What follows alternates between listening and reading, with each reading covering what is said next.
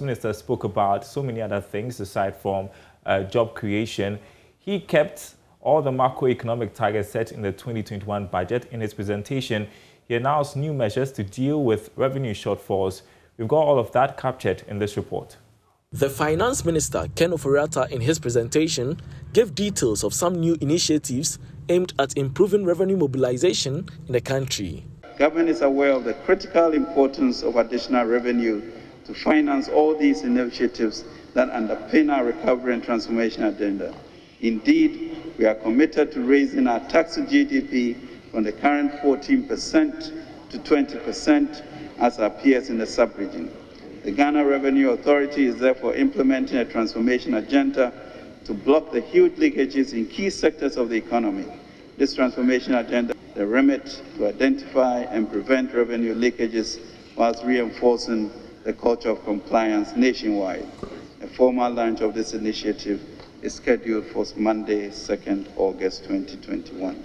The minister also announced a new program aimed at dealing with participating financial institutions will provide low blended mortgage interest rates of between 11 to 12% as compared to the current market rates between 25 to 26%.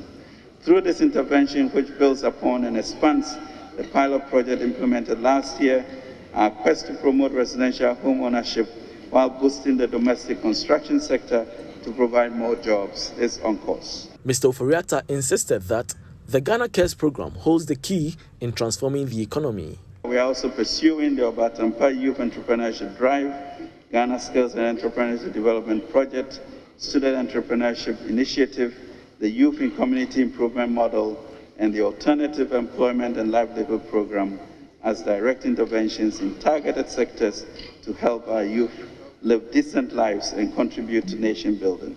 The minister concluded the presentation requesting for the needed support from all parties in helping rebuild the economy. We head off in a good direction. Good evening, Daryl, and good evening to your viewers.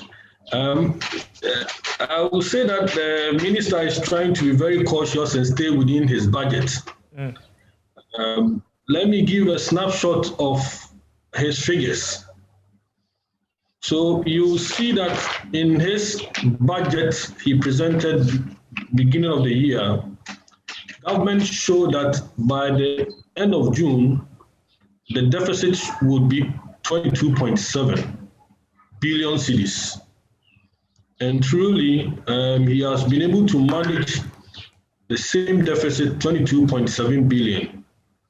What government did was that when he realized that there was a shortfall in revenue and grant collection of about 4 budget, what I noticed government trying to do with this agenda of getting the youth employed is a way to kickstart the economy all over again.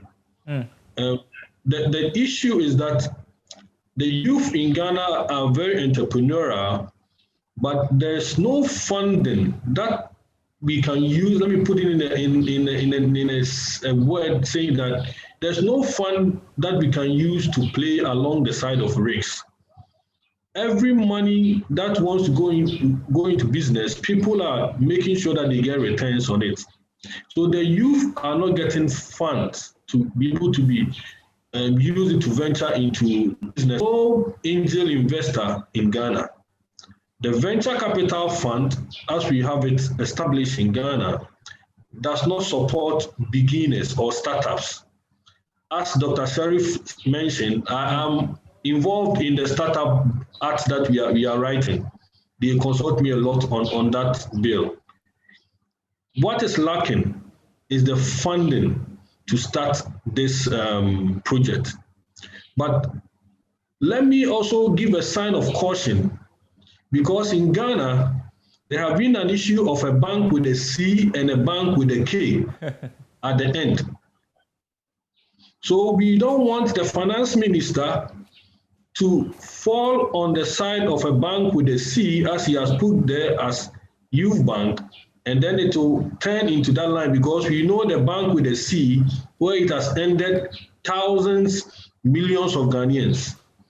So it's a caution that I'm giving to the minister. Well, I know what the minister really said was that he is giving funding for youth support, and then he couched it in a short form, youth bank with a C at the end.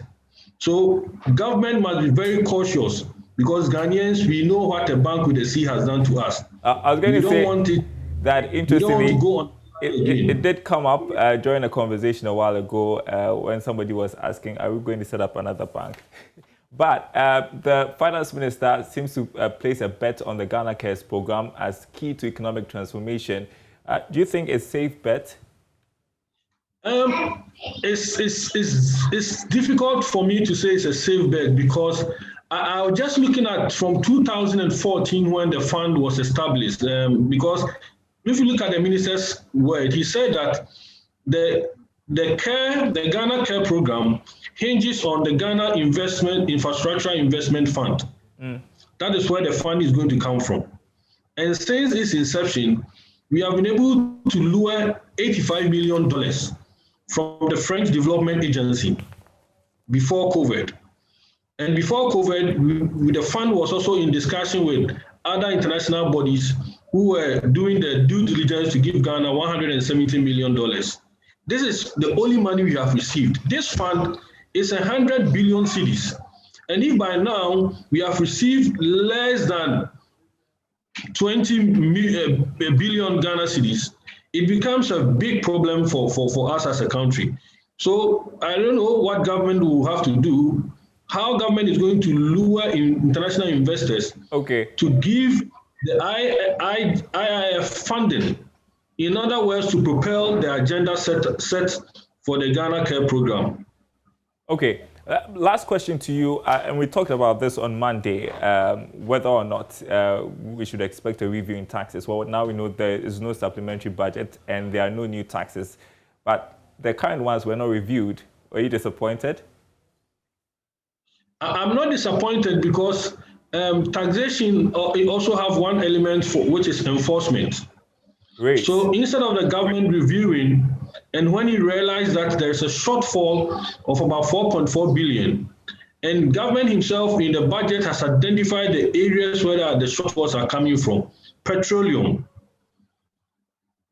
the petroleum industries, including the oil, mining, and gold industries, the port, and then international transit. Right. So these are the areas that the government himself has identified that is where they are not doing well, and they are going to make sure that we get the revenues. Tell you what, Dr. Williams, we probably have a lot to talk about. We will fix an appointment with you and cover all the areas, but we're grateful you joined us for Business Live. Thank you, everyone.